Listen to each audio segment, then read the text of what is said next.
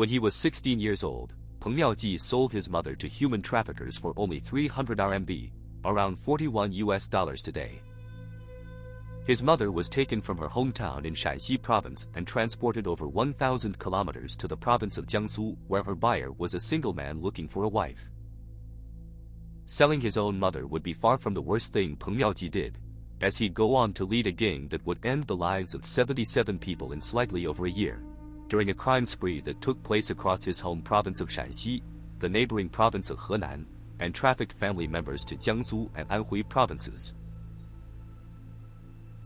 In the February of 1998, Peng Miao Ji, along with 3 other men, Ding Yuehao, Su Xiaoping, and a man from the province of Sichuan only known by his nickname Gouzi, meaning dog, broke into a village home in the Shaanxi county of Tongguan.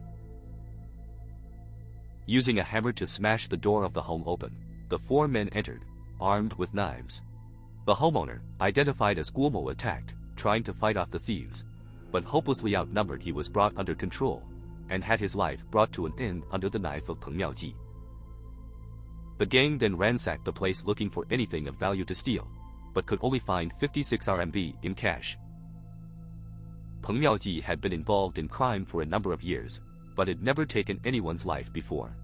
Having done so for the first time, and facing the death penalty if caught, he decided there was no point holding back now, and that he'd do whatever it took to avoid being arrested.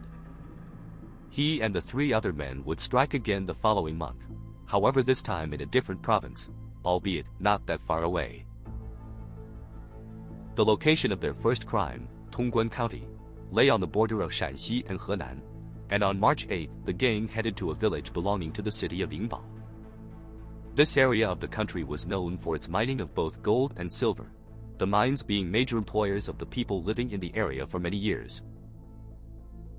Peng Miao Ji and the other members of his gang had worked the mines themselves before embarking on their crime spree, and as such were aware many villagers would try to produce their own gold or silver in small quantities to sell. A little after 1 in the morning the 4 forced their way into the home of a man referred to as Feng Mo, smashing the front door open with a sledgehammer. They'd chosen the home because it lacked a courtyard wall and it had a cyanide pond which was used to try and extract gold from low-grade ore. Once inside, they grabbed the man and tied him up. They searched the home but quickly found that Feng Mo had little more than an expensive coat worth taking. They ended the man's life, but were not content with their night's work. They waited for a while, making themselves comfortable in their victim's home before heading to another house in the same village less than 100 meters away. The second home they targeted that night belonged to a man referred to as Qin Mo and his wife. It also had a cyanide pool in the courtyard, so the gang headed to the front door. Qin Mo and his wife were woken by a loud bang as their front door was smashed open. Shrouded in darkness and with no time to react, Qin Mo was beaten over the head with wooden clubs and knocked unconscious. Peng Miao Ji jumped onto the bed, looming over the terrified wife. Rather than attack the woman, he began threatening someone named Yao Gehuan, saying they would take their child if they didn't give him money. The wife of Qin Mo desperately told Peng Miao Ji that he had the wrong house, no one named Yao Gehuan lived there, and that she and her husband didn't have any money to give them.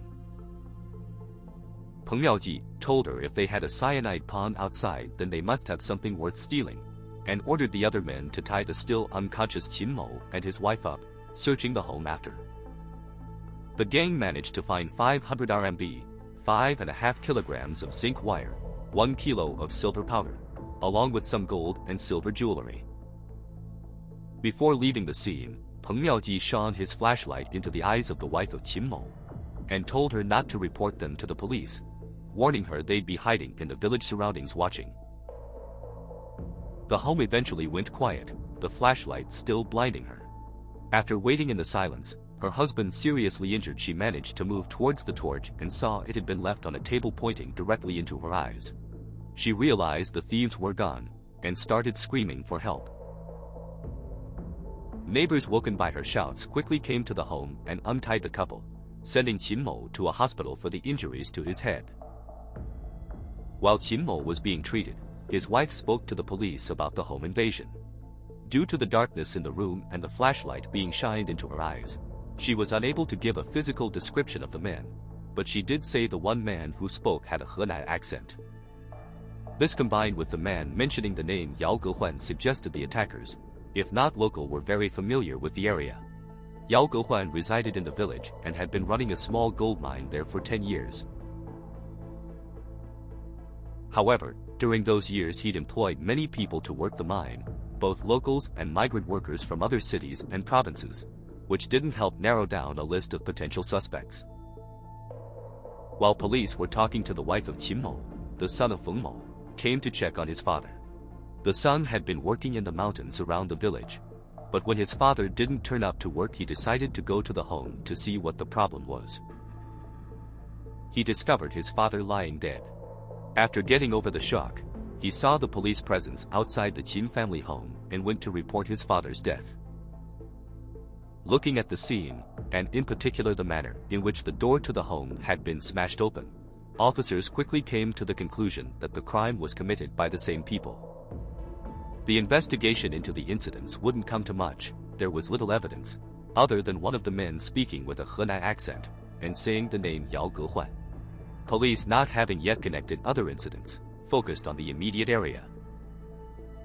Only 22 days later, Peng Miao Ji and his gang entered another village belonging to Lingbao, only 9 kilometers from their previous home invasions, and again entered 2 homes in one evening. The first break-in was fairly uneventful. With no one home at the time, they just stole a strange collection of items, including bottles of moisturizer, alcohol, and a large bag of peanuts. They next approached another home only 300 meters away belonging to the Li family. Again smashing the front door open with a hammer, they entered and beat both occupants, a man identified as Li Mo and his wife, to death with the hammer and wooden sticks. They then searched the home for anything valuable, but were only able to find 20 RMB. Rather than leave the scene straight away, they stayed a while, eating the peanuts and drinking the alcohol they'd stolen from the previous burglary. When the bodies were discovered and police began their investigation, the method of entry caused them to link the 2 incidents to those that happened earlier in the month. However, something at the Li family home struck them as odd. The Li family home had a wall around the courtyard, but it appeared that rather than climb the wall, which wasn't especially high, the gang had dug through dirt in order to go under it. Police struggled to understand why they'd take the time to dig the hole, instead of just quickly climbing over the wall. More officers were brought in to help investigate the incidents, and on hearing about the criminals digging their way into courtyards, as opposed to climbing over the wall, were immediately reminded of 2 other cases that were under investigation.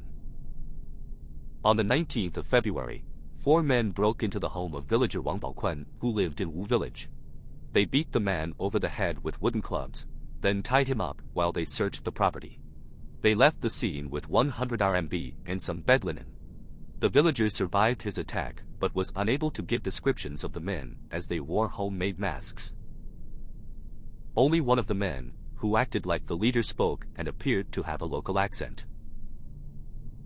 Then on March 2nd, in Puodi village, the home of villager Zhang Jiansuo and his wife was broken into by 4 masked men, smashing the door open with a hammer. The couple were beaten with the hammer and wooden clubs and tied up. The intruders ransacked the home, finding zinc wire and almost 5,500 RMB cash. Zhang Jiansuo managed to get free of his bindings and attacked the 4 men. This was enough to shock the home invaders into running away. In all the cases police were now looking at, there were many similarities. The thieves generally dug under walls to enter courtyards, they smashed doors open with a hammer, tied the residents up with torn cloth from the victims' own homes, and wore homemade masks. Eyewitnesses would say only one person spoke, but gave varying accounts of his accent. He would often shout that they were there to take revenge on someone in the local area, always someone who lived in a different home. The leader of the group was said to be noticeably shorter than the other men, but witnesses couldn't give police an accurate idea of his height. With the increasing number of cases reported, and several victims having their lives ended, the provincial-level police put together a special task force, and a much larger investigation began. However, multiple victims saying the leader had a local accent had police focusing on searching for the suspects in Henan, and the Shaanxi case had yet to be linked. Peng Miao Ji and the other members of the gang were now in Shaanxi, and it wouldn't take long for them to strike again. On the 2nd of April, now back in Tongguan County, Peng Miao Ji, Su Xiaoping, Ding Yuehao, and the man known as Dog broke into a home in the village of Yaosha. They smashed through the front door, beat the homeowner, tied him up with his own bedsheets, and began searching for things to steal. They found 300 RMB cash, some gold and silver jewelry, and also decided to take a large pot of cooking oil. They sat around the home drinking for a while, the victim still tied up, before leaving. They would leave a body behind, but this time it wouldn't belong to the resident of the home. As they left the scene walking into the fields surrounding the village, Peng Miao Ji, Su Xiaoping, and Ding Yuehao attacked the man they called Dog, beating him to death with their wooden clubs and the hammer. They doused his corpse in the cooking oil they'd taken from the home, and set the body of their now former colleague alight. Peng Miao Ji had strict rules for the members of his gang. They were never to tell each other their real names, or share any personal information about themselves with each other. Gouzi had somehow discovered both the name and hometown of Peng Miao Ji, and for that his punishment was death. Born in 1966, in the Shaanxi County Shanyang, close to Xi'an City, Peng Miao Ji was originally named Peng Yihua. His parents were extremely poor, his father being notoriously lazy in the communal village, rarely working the fields to farm and provide for his family. Peng Miao Ji also had a younger brother and sister. With the family being unable to raise them, the two boys were fostered to a Buddhist temple until they were 6 years old. It was during this time he would be renamed by the monks to Peng Miao Ji, the characters Miao Ji meaning temple adopted.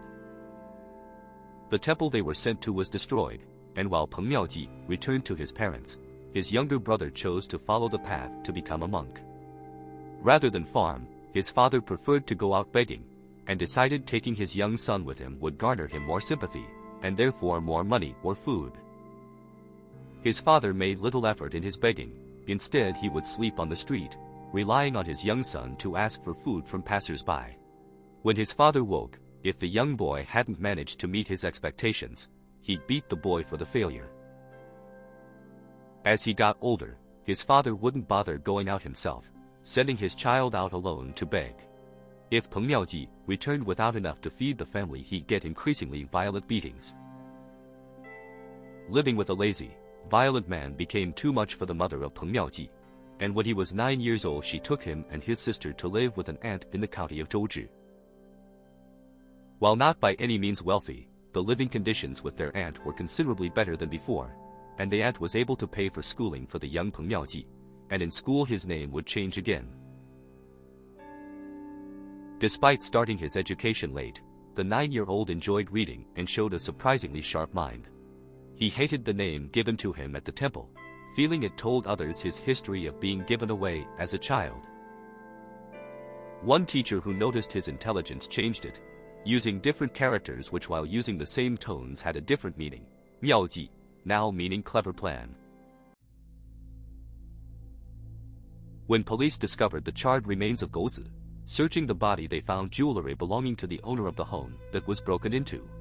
The head was so badly burnt they could only produce sketches of what they believed he looked like, based on work by the medical examiners. Police in Henan, hearing about the case, soon linked it to their own investigation, and the sketches of Gouzi were spread around the area in the hope someone would recognize him. However, his identity remained a mystery. As the police investigation lost steam due to a lack of any real evidence, the gang remained quiet for the next few months. On July 20, 1998, the three men forced their way into the home of the Kang family in Beidong, a village in Tongguan, and made up for lost time. All 8 members of the family had their lives ended, 5 of them having their throats cut, the others being beaten to death with a hammer and wooden poles. As if finding an entire family wiped out wasn't horrific enough, it was later discovered that one of the adult male victims had their genitals removed. Searching the area around the village the massacre took place, police found the homemade masks worn by the gang, as well as 2 pairs of discarded trousers. Police ascertained that the thieves had taken clothes from their victims' home, changing into them as they made their getaway. As the task force investigating the case were trying to piece together what exactly happened at the Kung family home and find evidence, the gang struck again, 3 days later. On July 23, they returned to the scene of their March 2nd assault. The robbery of Zhang Xiansuo and his wife, in the village of Podi, back in Henan province. While that time both the victims survived after Peng Miao Ji and the others were chased off, this time their targets wouldn't be so fortunate. Watching a home hidden in an apple orchard just outside the village, they watched members of the Xue family trying to extract gold in the courtyard of their home. As night fell, they approached the home and first attacked the patriarch of the family, knocking him unconscious. Next they attacked the adult son, Xu Huailia, beating him to death as he worked the family's mercury amalgamation machine. They then entered the home and ended the life of the wife of Xu Huailia. Searching through the home, they found 100 RMB cash and 4,000 RMB worth of zinc wire, which they took. Coming round from the assault, the Xue family patriarch found his son and daughter-in-law dead. He raised the alarm in the village and the police were called. This was the first time police were alerted soon after the robbery, and due to this they were able to find footprints at the scene. They followed the prints until they stopped at the highway the village was next to, and found discarded homemade masks. The prints were the first piece of real physical evidence the suspects left. With 10 victims in 3 days, the violence used in the robberies had escalated drastically, and it wasn't long before they had another case to add to the ever-growing list. In the meantime, police had rounded up 106 potential suspects, some with criminal records for similar crimes, others names given to them by villagers, but all inquiries proved to be fruitless. On August 4th, still in Henan and Yuling town, the next incident took place in the village of Sizhuang. Burrowing their way into the courtyard, they entered the home of the Wang family. Once inside, Peng Miao Ji, Su Xiaoping, and Ding Yuehao ended the lives of all 5 members of the family. The oldest victim being a 70-year-old grandmother, the youngest a boy who was barely 2 years old. After ending the lives of the family members, the trio sat around, eating, drinking, and smoking. They then changed into clothes belonging to their victims, dumping their own clothing by the side of a nearby road along with the masks they wore. Again, police would find that the genitals of one of the adult male victims had been cut off. The smoking at the scene gave investigators more evidence. While I'd mentioned in previous videos, DNA analysis wasn't really available to many police forces at the time, the saliva left on the cigarette butts could at least give them the blood type of the perpetrators. Furthermore, the brand of cigarettes was a Shaanxi brand, suggesting to police for the first time that the people they were looking for weren't local to Henan province.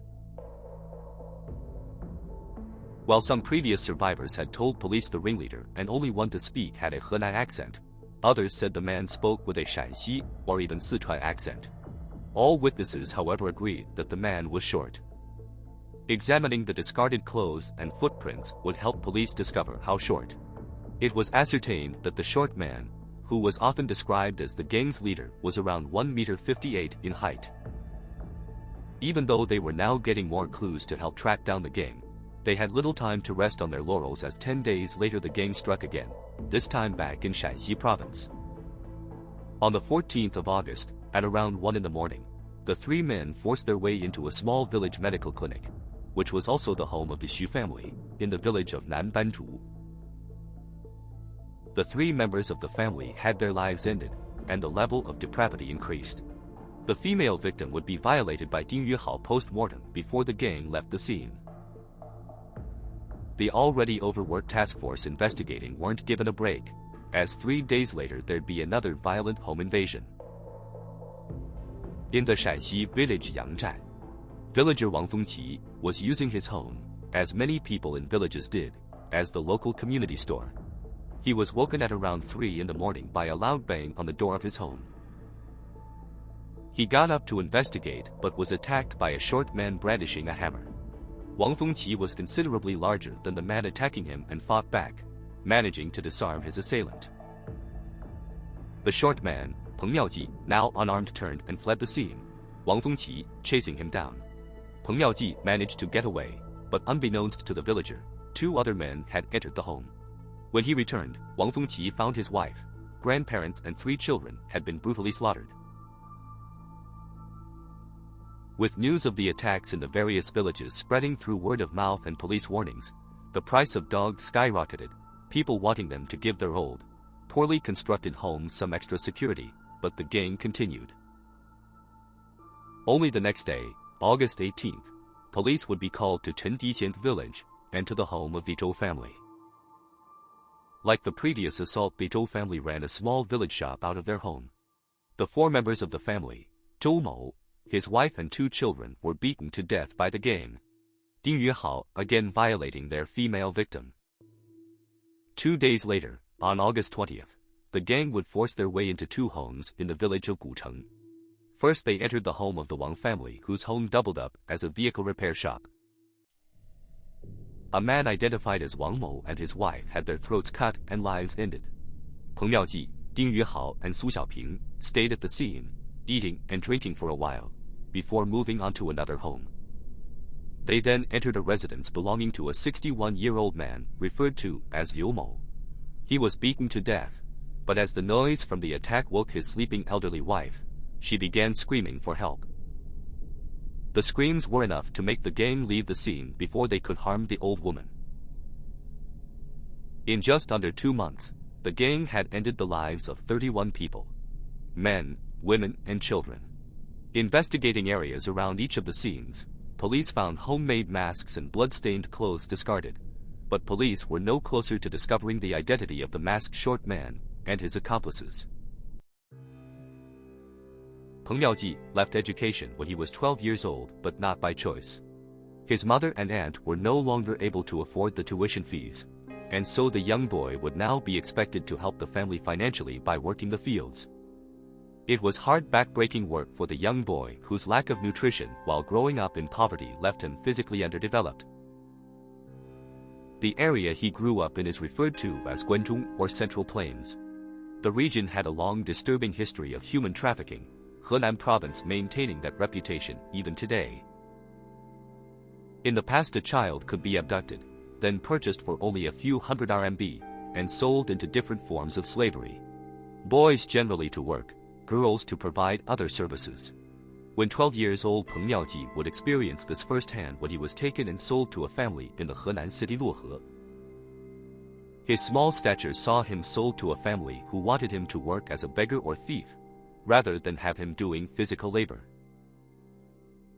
He remained in Luohe for 2 years before escaping. The children abducted had often never been outside their own village in their lives, and so when taken to another place they would have no idea how far they were from their home or how to get back if they tried to escape. The 14-year-old Peng Miao Ji took the risk. When the couple who'd purchased him fell asleep drunk after attending a wedding banquet, Peng Miao Ji gathered anything he could carry and began the long journey back to his home in Zhouzhi. Along the way he would beg for food or money when he could. If that didn't work, he'd only be able to eat what he stole or found growing in the countryside. He'd try and get lifts from the few vehicles on the backroads, but often had to spend long days walking, asking people he bumped into for directions to make sure he was heading the right way. When he finally managed to return home, there was little celebration. He was expected to get back to work and provide financially for the family. His experience being trafficked had taught him that people had a monetary value, and that's when at 16 he decided to sell his mother to a gang of traffickers. He received 300 RMB, which was more money than he had ever seen in his life before, and his mother was taken to the province of Jiangsu, where she was forced into marrying her buyer, with whom she would go on to have a son. However, the money didn't last, and so his eyes turned to his younger sister. His mother had given birth to him at a young age, and was only in her early 30s when he sold her, but still his sister would fetch a much better price. In a bizarre part exchange, he would sell his sister to the same man who'd bought his mother, as long as the man returned her. Peng Miao Ji was able to buy a house with the money he got for his sister, which his mother moved into, seemingly not holding a grudge about being sold by her son. She returned to Shaanxi and Peng Miao Ji, along with her new son. However, for Peng Miao Ji, his new half-brother would just be another source of income, and the boy would be sold to the trafficking gangs. At the age of 23, the life of Peng Miao Ji for the first time saw some sense of normality, and would almost lead him down a very different path from the one he eventually chose to follow. He would meet a man from Sichuan, who became his first true father figure. Wang Jianhui had no family of his own and ran a bicycle repair shop in a small town in Zhouzhi County. A father-son relationship developed between the pair, the old man teaching him how to repair bicycles. Their relationship became so close that Peng Miao Ji would start to go under another name, the man who had effectively become his godfather calling him Wang Hongde, the people in the town referring to him as Xiao Wang. He would take over the running of the bicycle repair business from his godfather, and was actually making an honest living from it. The relationship between the two men would eventually break down. The elderly Wang Jianhui fell ill and needed help paying his medical bills. The old man asked his godson for a loan of only 20 RMB, but he refused, only handing him 5 and walking away. Around this time Peng Miao Ji had also started a relationship with a local woman, and the two would marry, having 3 children together. They moved to a different county, where Peng Miao Ji opened his own bicycle repair business, but it didn't do as well as before. Wanting to earn more money, his eyes turned to his own children. He would sell both his eldest son and his daughter when they were old enough, only keeping the youngest child as an act of kindness towards his wife. After the string of robbery homicides in the July and August of '98, the gang seemed to go to ground after the 2 incidents on August 20th. The following months saw no reports of similar crimes in Shaanxi or Henan. The task force held a meeting to put together what they did have, to see if there was anything they'd missed in what little evidence they'd gathered so far. They had a pretty complete modus operandi of how the gang operated. The gang of now 3 men would pick homes that either had equipment for producing gold in the courtyard, or were small businesses. The targeting of homes with cyanide pools or mercury amalgamation machines showed that the men had good knowledge of gold mining in the area. They generally targeted villages that were close to highways, making their escape from the scenes easier.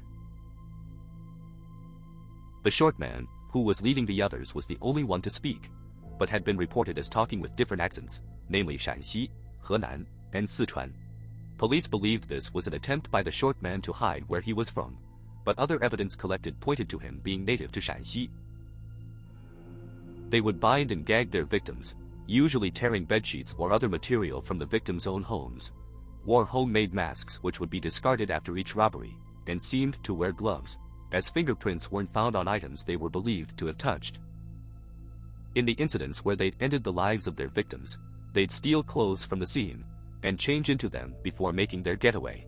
The clothes left behind had not only given investigators the height of the short man, but also the other 2 suspects, who were thought to be 1.68 and 1.72 meters tall.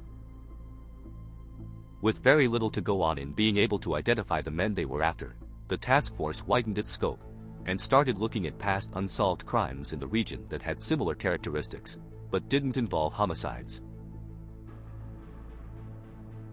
They found a case that happened just over a year earlier on the 27th of August 1997. The thieves had entered a home in the Shaanxi village of Gudong, but had been seen fleeing in the direction of a high plateau called Youtouyuan. The owner of the home the thieves entered remembered one of the men being short, estimating his height being around 1.60 meters. The police conducted a large-scale search of the plateau close to the village, finding a cave. Inside, the floor of the cave was covered in corn stalks, cigarette butts, and empty packets of the Golden Monkey brand of Shaanxi cigarettes that were left at various crime scenes. The task force then found a second case which occurred on August 21st. As the intruders were about to leave, one of the thieves asked another where the knife they brought was. The person replied saying Zhang Jian had it. The man who'd said the name Zhang Jian was then punched in the face by another member of the gang, who the owner of the home said was shorter than the other home invaders. The task force finally had a name to go off. However, with Zhang being one of the most common family names in the country, and Jian widely used in given names, it was a potentially large list of people to eliminate, but surprisingly there were only 40 men by the name of Zhang Jian in the region. The task force tracked down as many of the men as possible, but one by one they were eliminated as suspects. They eventually came across the name of a Zhang Jian who was wanted for robbery and had lived in the Tongguan area. On arriving at the man's family home, the suspect's father showed them a grave in which he said his son was buried. However, in a bizarre twist, after further questioning, the father would admit that his son knew he was wanted by the police, and so decided to fake his death, asking the family to make an empty grave for him. The father went on to admit that his son had run away to Lanzhou, a city in China's Gansu province, to work in the mines there. The task force got into contact with their counterparts in Lanzhou to find the missing Zhang Jian. The search would come to nothing. Zhang Jian had been working there, but the time he was in Lanzhou coincided with time some of the robberies had taken place, making it highly unlikely that this was the correct Zhang Jian. Feeling they were back to square one, towards the end of that October, the police turned to the wider public for help, and began publicizing the case in newspapers across the provinces of Shaanxi and Henan, hoping that with more people being aware of the situation someone must know the identity of the men. The following month, the task force had their hands full once more, as the gang came out of hiding and got back to work. On the 6th of November 1998, the gang dug their way into the courtyard of a home belonging to the Sun family in the Shaanxi County Fuping. The family, like previous victims, were running a small convenience store out of their home. Peng Miao Ji, Su Xiaoping and Ding Yuhao smashed their way into the home and ended the lives of the three family members, beating them about the head and slashing their throats. Having been quiet for the previous 2 months, as if making up for lost time, the trio struck again 2 days later on November 8th, now in Pucheng, another county of Shaanxi. While the location was different, the modus operandi was almost identical. They broke into a small village shop being run by a man referred to as Yu Mo, ending the life of the man and his wife in the same manner as the last attack. Staying in Pucheng County, but moving on to a different village, they struck again the following day. They entered the home of another family with the surname Wang and began attacking the adult son of the homeowner and his wife, beating them with wooden sticks. The noise from the assault woke the man's elderly parents, who on seeing their son and his wife being violently assaulted, attacked the gang members. Trying to protect their family, the farmer and his wife put up a fierce fight. Also woken by the noise, the daughter of the elderly couple soon entered the fray, making it 3-on-3. She managed to disarm the short man and smashed him over the head with his own hammer. With this, the home intruders had enough and fled the scene. The elderly couple who confronted the gang went to hospital with minor injuries. Their son and his wife were more seriously hurt in the assault, but would make full recoveries. The daughter who disarmed Peng Miao Ji and struck him came away unscathed from the brawl. The trio didn't take much time licking their wounds after their failure. Moving on to a different county, they found their next target home. Now in Dadi, they again forced their way into the residence of a couple running a small village store out of their home and ended the lives of the owners, a man referred to as Jia Mo and his wife. Police had been out in force during the month, closing down roads in the area and searching villages for any possible suspects, but the trio were able to remain out of reach. However, the increased police presence in Shaanxi was enough to make them head back to Henan to continue their spree. A small medical clinic in the Henan village of Yuedu, being run by the Zhao family, was broken into on the 18th of November, and the family of 3 were beaten to death by the gang. In desperation to find the suspects, police began rounding up any men in the counties the crimes were taking place who matched the height of the gang's leader. But again their efforts failed to produce any developments. Pressure from higher-ups was mounting, and a detachment of investigators from the Shaanxi provincial capital Xi'an were sent to the area to look over the evidence collected so far. The Xi'an team quickly decided that the robbery homicides were committed by a gang of 5 men, who they were already on the trail of. The team from Xi'an had names for their suspects, and believed they were on the verge of catching up with them. With the level of poverty in the area, and it being home to many precious metal mines, banditry was rampant. Numerous gangs were roaming Shaanxi and Henan, either involved in robbery or human trafficking, although none matched the work rate and savagery of the gang led by Peng Miao Ji. Although at the time, and even years later he could never outright say it, head of the task force chasing down Peng Miao Ji, Liu Xinsheng, was extremely skeptical of the Xi'an team's claims. He found it dubious that the team from Xi'an could take a quick look over what little evidence his task force had collected, and immediately give the names of prime suspects. Furthermore, all surviving witnesses to the attacks were very clear that the gang was made up of 4 men originally, then 3 once the body of Gouzi had been discovered. None of the witnesses said 5 men, as in the Xi'an team's suspects. Liu Xinsheng got his own task force together. They went over the evidence they had once more, and compared it to case files from the investigation of the Xi'an team. There were enough similarities in both investigations to suggest a link, but they discovered that one crime committed by the suspects the Xi'an team had names for happened on the same day as one of their own cases, effectively proving they were committed by different gangs. Liu Xinsheng took the risk of questioning his superiors and showed them the evidence of the dates. The higher-ups had no choice but to accept his findings, but warned him that if he failed to find the culprits, his career would be finished. Liu Xinsheng would tragically be proven correct to stand up to his bosses on the 15th of December, just hours after the meeting. In the Henan county of Yichuan, a small village store and the home of a man referred to as Chang Mo was the next target for Peng Miao Ji, Su Xiaoping, and Ding Yunhao. Both Chang Mo and his wife were beaten to death. To finish the year of 1998, the gang would strike twice more in Henan province, in both cases wiping out entire families. The first took place on December 16th in Xuedian Township, the day after the deaths of Chang Mo and his wife. In echoes of 2 previous assaults, Peng Miao Ji would remove the genitals of the adult male victim. This was followed by another family annihilation on December 18th in a different village but the same township. Between November 6th and December 18th, the task force were now investigating a further 8 home invasions and multiple homicides, but were still left with little evidence to expose the identities of Peng Miao Ji, Su Xiaoping, and Ding Yunhao.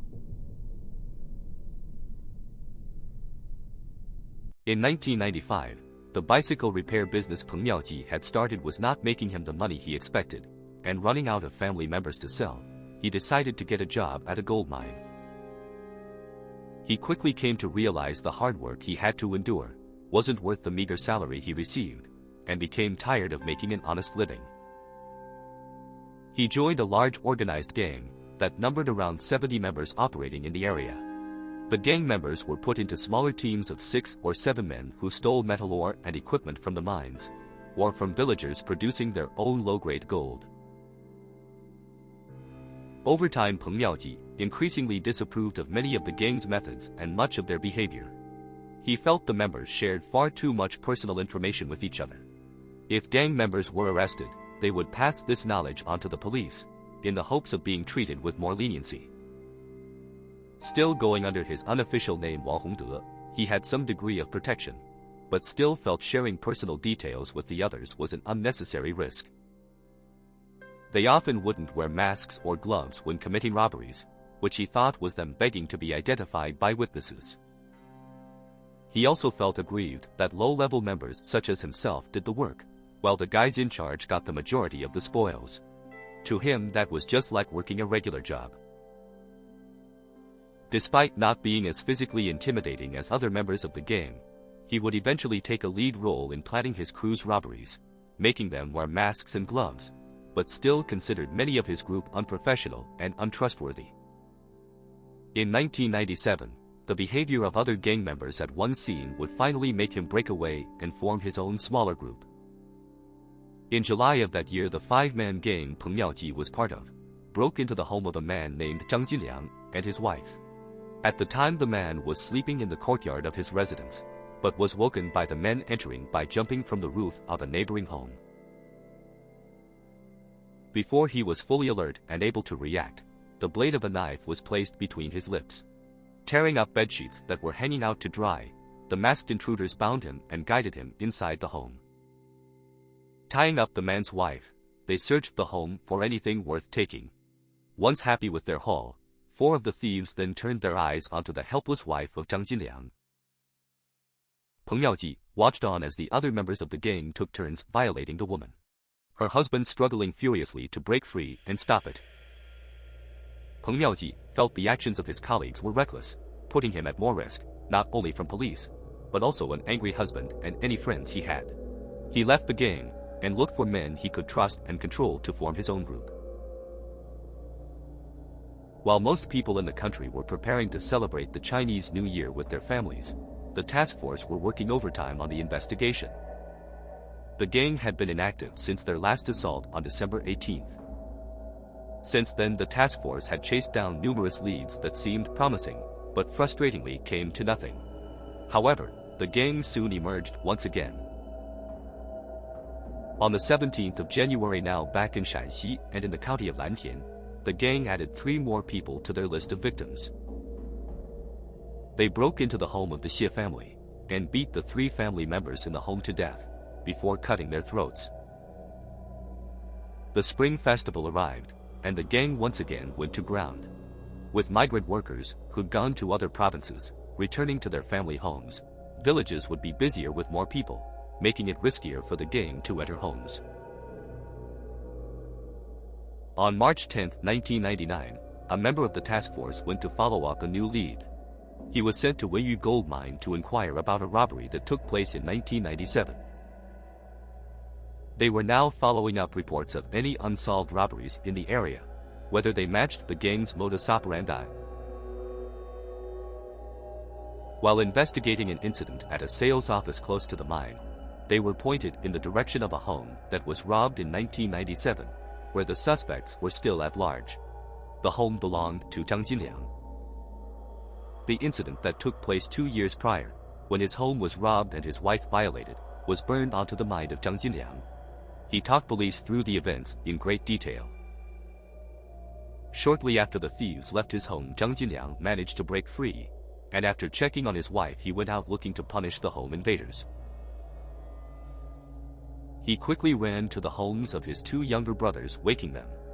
Other neighbors were roused and a 10-man strong group went on the hunt. The posse searched the area, going to neighboring villages, asking residents if they'd seen or heard anything strange in the early hours of the morning.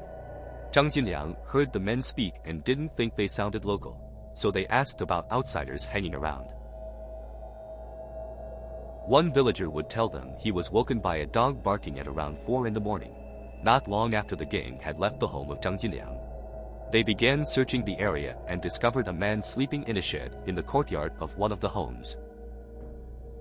Woken by a large group of angry men grabbing hold of him and accusing him of breaking into the home of Zhang Jinliang, the sleeping man desperately protested his innocence.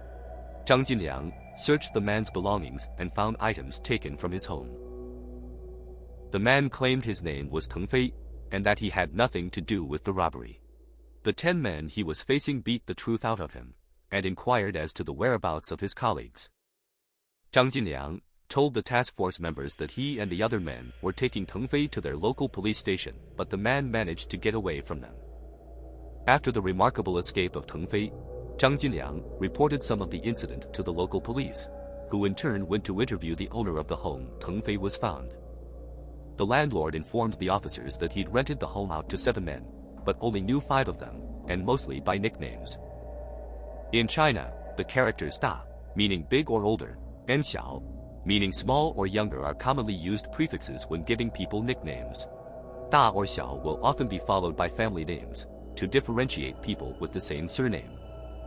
The man renting the room out knew one of his tenants as Xiao Bin. There was also Da Wang and Xiao Wang, along with Teng Fei. But one name the landlord did actually know was Zhang Jian, which caught investigators' attention. They'd spent months searching for a man named Zhang Jian, and now had a witness who could help identify him. The landlord told police that Zhang Jian had said that he served as a soldier in the province of Yunnan, and heard that he was now renting a house near Xi'an. He went on to say that Da Wang was from Sichuan province, and Xiao Wang was a short guy, not much more than 1.6 meters. With the clues they now had, police got to work. They began looking through military records for the name Zhang Jian. But it would be Da Wang who gave them their first major breakthrough. They discovered a Sichuan man with the family name Wang was currently serving an 11-year sentence in the local jail for robbery and impersonating a police officer. They showed a mugshot of the jailed Da Wang to the landlord, who identified it as the same man. Investigators went to the jail to speak to Da Wang, whose real name was Wang Tianxin. Da Wang told investigators that Xiao Bin was really named Zhao Xiaojun and was serving a 13-year prison sentence for robbery in another jail. He went on to give police the names of several other men he'd committed robberies with over the past few years. However, when asked about Xiao Wang, he said he didn't know much about him, not even his name, but believed that he might be from Zhouzhi County. Disappointed that the short man's identity continued to evade them, they now at least had a direction to look. They followed up the information given to them by Da Wang and went to speak to Xiao Bin, who they now knew as Zhao Xiaojun. Weiyu gold mine was largely under Henan province, but the starting point was in Shaanxi, so despite most of the gold being under Henan, control of the mine fell to Shaanxi. The area at the opening was known as Kilometer Zero, and as more workers came to the area, one woman took advantage. She had a small community of 20 very basic accommodation units built to lease out. The huts would be rented by migrant workers, or women who were prepared to entertain the largely male workforce. The area was known as White's Courtyard. Just like Da Wang, Xiao Bin didn't know the identity of Xiao Wang, but told police they should go to White's Courtyard and find a man named Wang Laosen and his mistress who was known by the name Lazi, which translates to spicy. Telling police that if anyone knew the background of Xiao Wang, they would be the best bet. Tracking down the woman with only a nickname to go off seemed like a difficult task, but it turned out that she was an especially popular gentleman's companion at White's Courtyard and so was well remembered. Xiao Bin told police that one night while playing mahjong, he was attacked by Wang Laosen after getting too friendly with Lazi. Wang Laosan, perhaps not quite understanding the transactional relationship he had with Lazi, got jealous and physically took it out on Xiao Bin. Unwilling to let that go, Xiao Bin wanted revenge and asked Da Wang, Xiao Wang, and Zhang Jin to help him extract it. Lazi stepped in to calm the situation and would become very familiar with some of the gang members. Hoping for more information about Xiao Wang, the police were able to track her down fairly quickly. However, she joined a growing list of people who knew him but had no idea what his real name was, but again suggested he was from Zhouzhi. She also told police that Zhang Jin was living somewhere in the Nintong district of Xi'an. On March 17th, news came back that Zhang Jin had served in the military alongside the man known as Teng Fei. Managing to get an address for his current residence, they went out in force to arrest him. You Xisheng making it clear to the head of the arrest team that if they came back without Zhang Jin, they would be fired on the spot. They were now closer than they'd ever been up to this point to making a breakthrough in the case, but the optimism they felt was soon brought crashing back down to earth. Having been dormant for 2 months since the Spring Festival, the gang suddenly came out of their hibernation and struck again. On the 18th of March, the same day the task force was going to hunt down Zhang Jin, Peng Miao Ji, Su Xiaoping, and Ding Yuehao, forced their way into the home of the Xing family, in Mei County, Shaanxi. The homeowners, a man referred to as Xing Mo and his wife, were tied up. The wife was violated by Ding Yuehao before both of them were beaten to death and their throats cut. Just hours later, the task force caught up with Zhang Jin in Nintong. He was arrested and transported back to the task force headquarters for questioning. Da Wang and Xiao Bin were also arrested in jail for their involvement in the assault on Zhang Jinliang and his wife, as well as being further questioned about the identity of Xiao Wang and other members of the gang. Zhang Jin and the others confessed to participating in 19 robberies with Xiao Wang. In those cases, there were no homicides committed. When pushed on the identity of Xiao Wang, none of them knew his name. Zhang Jin, however, told investigators that he'd heard the mystery man had rented a home in a village named Bijia. All the men being questioned individually told interrogators that they hadn't seen or had any kind of contact with Xiao Wang since the August of 1997. As the men were being questioned about his identity, Peng Miao Ji and his cohorts smashed their way into the residence of the Xu family in his home county Zhouzhi. The family of 5 were tied up by the masked home invaders. The 2 female members of the family were violated, before all 5 had their lives ended. As reports of the incidents came in, the task force were increasingly desperate to put an end to the case. With the information given to them by Zhang Jin, they visited the area Xiao Wang was said to have rented a home. They found the landlord who'd leased the home to him, but there was no paperwork to go off. The contract to rent the property, as is common in villages, was just a verbal agreement. The property owner did add that the man known as Xiao Wang moved into the home with his wife and child, who was around 3 years old. He added that in conversations with the wife she had mentioned they previously lived in Zhouzhi County. A massive team of police and military were dispatched to Zhouzhi to look for a man with the family name Wang, who was around 1.58 meters in height, or anyone who knew someone matching that description. With most villagers questioned saying they didn't know anyone with that family name who was around that height, police were feeling like it was just another wild goose chase. That was until one man pointed them in the direction of someone called Chen Genquan, who was currently serving a 4-year prison sentence for theft. The villager recalled the name Xiao Wang being mentioned frequently by the man. As had happened so many times before, just as the task force felt like they were getting somewhere, hopes dissipated. Looking through prison records, there was no one with the name Chen Genquan with a criminal record or conviction in the region. As if to kick them when they were down, reports of another violent home invasion came in. On March 21st, in a village on the outskirts of Dazhai Township, the home of a family of 3 with the name Pu was invaded by the trio. All 3 members of the family were tied up, and their lives ended shortly after. It would be the 4th case where Peng Miao Ji removed the genitals of the adult male victim. This was followed by another violent robbery on March 26th, back in Henan, now in Neixiang County, in a small medical clinic run by a family named Zhou. The grandparents were taking care of their 3 grandchildren when their home was entered by Peng Miao Ji, Su Xiaoping, and Ding Yuhao. The elderly couple and their young grandchildren all had their lives ended in the attack. Between the January and March of 1999, 5 more brutal robbery homicides had taken place, around the same time as police believed they were getting close to the gang. On March 29th, after months of leads that went nowhere, the task force finally got a stroke of luck. Still searching for the person named Chen Genquan, they were contacted by an officer who knew him. He'd arrested the man for stealing batteries from vehicles around a gold mine.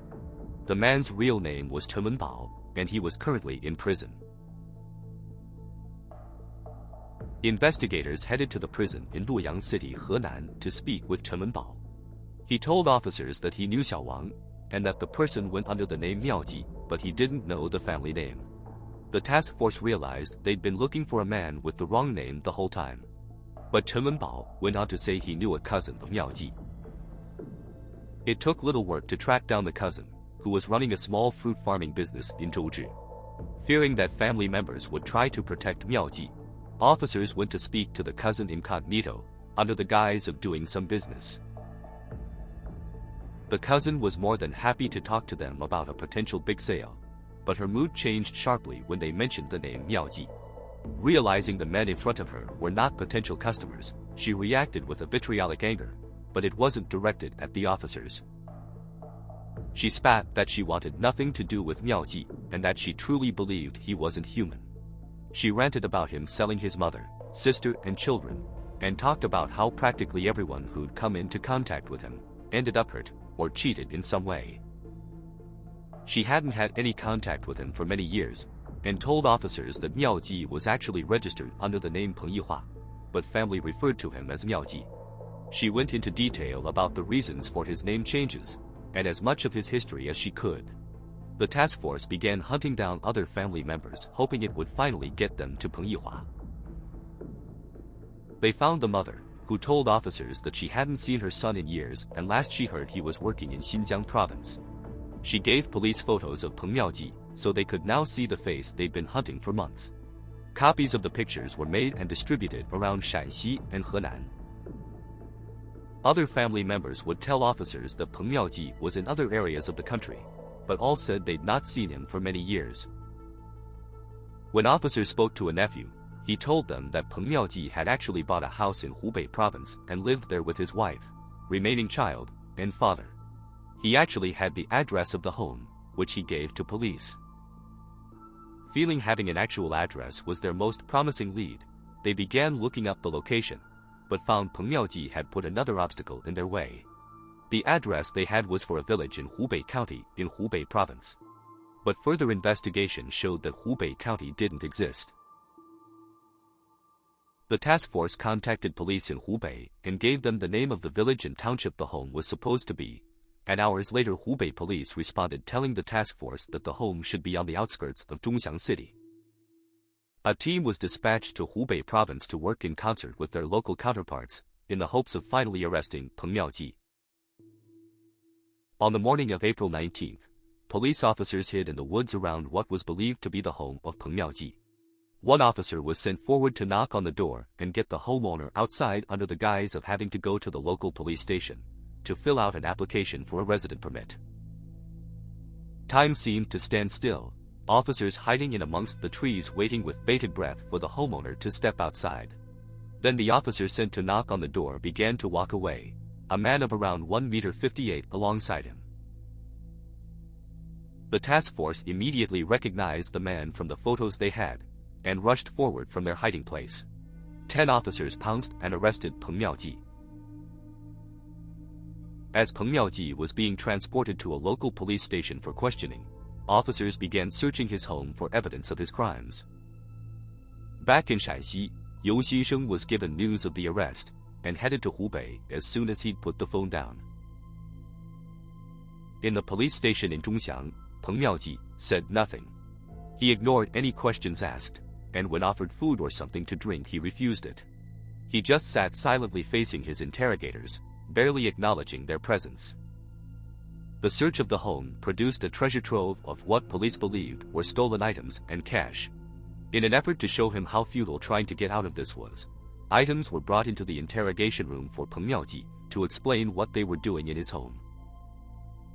He still refused to talk, but instead fell out of his chair and began twitching on the floor of the interrogation room, faking that he was having a seizure. One of the officers interviewing him had medical training and saw through the charade. He told Peng Miao Ji someone who'd committed the types of crimes he was accused of was going to get little sympathy from anyone, so he should just get off the floor and start talking. Peng Miao Ji sat down, but continued to keep his mouth shut. Liu Xisheng arrived at the police station, eager to face the man who'd been embarrassing him over the past months. Entering the interrogation room, he stared down Peng Miao Ji and told him who he was. Peng Miao Ji looked to the ground, then spoke for the first time, sarcastically congratulating Liu Xisheng for catching a big fish, and saying that he had made a meritorious contribution to society. He went on to say there is Zhang Ziqiang in the south, and he was Xiao Wang in the north. The person named Zhang Ziqiang he compared himself to was the head of a major crime syndicate in Hong Kong, who'd been executed in December 1998 for numerous crimes in the region. Even though he was now in a more talkative mood and had grandly and rather arrogantly compared himself to a Hong Kong triad who'd earned millions of Hong Kong dollars over the years, Peng Miao Ji remained troublesome. Liu Xisheng would go through each case he was suspected of one at a time. Peng Miao Ji would at first deny any involvement or knowledge about the incident, before eventually confessing and moving on to the next one. After hours of questions, Peng Miao Ji seemingly grew bored of frustrating Liu Xisheng with his denials and admissions of guilt, and asked for a map so he could just get on with jotting down the scenes where his crimes took place. Once the marathon interrogation was coming to an end, Liu Xinteng had questions he wanted answers to. He first wanted to know why they burrowed under courtyard walls rather than climbing them. This unusual feature of their crimes had helped detectives make connections between cases. Peng Miao Ji had two reasons. The first was related to his height. He would struggle to climb the walls when entering or leaving scenes. Secondly, he was concerned about gang members injuring themselves when jumping down from the wall, meaning they'd either have to be helped from the scene slowing their escape, or left behind for the police to find them. Liu Xisheng then asked about one of the most brutal aspects of his attacks, one that led to Peng Miao Ji being referred to as the egg-cutting maniac. Why on 4 occasions he removed the genitals of male victims. Peng Miao Ji replied that like using different accents, and using names of people who lived in the villages. It was just a way of trying to make police look the wrong way.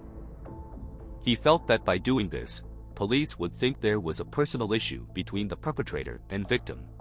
Therefore, the investigation would focus on people known to the victims, rather than looking for outsiders. The task force transported Peng Miao Ji back to Shaanxi with only one order of business left: tracking down and arresting Su Xiaoping and Ding Yuhao. While Peng Miao Ji forbade them from disclosing personal details to each other, and had a talent for protecting his own identity, he knew all about his partners in crime. The relationship the three men had was strictly professional. They weren't friends, and didn't socialize or communicate with each other when not working.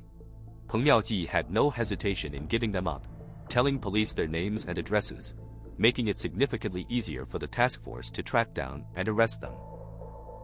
Both men were arrested the day after Peng Miao Ji confessed, Su Xiaoping in Shaanxi and Ding Yuhao in Henan. They confessed their guilt in the numerous robbery homicides, with Ding Yuhao also confessing to violating several female victims. On December 3, 1999, the trio faced trial. They were joined by old colleagues of Peng Miao Ji, Da Wang, Zhang Jie, and Xiao Bin, for their roles in the robberies committed before Peng Miao Ji broke away from the group and started working with Su Xiaoping and Ding Yuhao. They were found guilty on all charges they were facing, and the 6 men were sentenced to death. The executions were carried out on January 28 in the year 2000. Their lives ended by firing squad. With officially 67 victims, but likely more, Yang Xihai, who I have made a previous video about, is often credited as being the most prolific serial criminal in New China. Peng Miao Ji only fails to take the top spot, as it is unclear how many of his 77 victims died directly under his hand. With other notorious criminals such as Bai Baoshan, who ended the lives of numerous police officers, and Zhang Jun, a prolific armed robber active around the same time as Peng Miao Ji, his case is often forgotten, despite the high number of victims and the bizarre circumstances of his life. Yu Xisheng and the task force received praise for finally bringing the gang to justice, despite the high number of incidents and victims. Had he not stood up to his superiors and questioned their attempts to pin the crimes on another gang, the numbers would have undoubtedly been much higher. They had to deal with the dual challenges of the circumstances of the time and the unique character of Peng Miao Ji. China was going through sweeping reforms as they began moving away from being an agrarian society to an industrialized nation. Already poverty-stricken rural areas saw little investment as the money went to developing cities. Crime rates in the countryside exploded, and in both Shaanxi and Henan there were numerous criminal gangs roaming the area. Police forces were overworked and underfunded. While there was nothing especially sophisticated about how he took his victims' lives, the steps he took to avoid detection were. Thanks partly down to his various name changes through the course of his life, he managed to keep his real identity secret to most people who knew him. He was one of the few criminals at the time who realized the value of wearing masks and gloves at crime scenes. He successfully hid where he came from by using the various accents he picked up over the years. Neither Su Xiaoping nor Ding Yuhao would know his real name until they stood trial. While the task force were chasing around Shaanxi and Henan looking for Xiao Wang, the man himself was hidden away in Hubei with his wife, child, and father. There is little known about his wife, only that she came from a relatively well-off family, and stayed with him even after he sold 2 of their children, even going on to have a 3rd with him, and staying with him up until the time of his death. Peng Miao Ji may never go down as one of the most well-known major criminals in China, but he certainly goes down as one of the worst. Thanks for watching. If you enjoyed the video, please consider giving it a like, leaving a comment and subscribing to the channel. And hope to see you again for the next dark tale from the Middle Kingdom.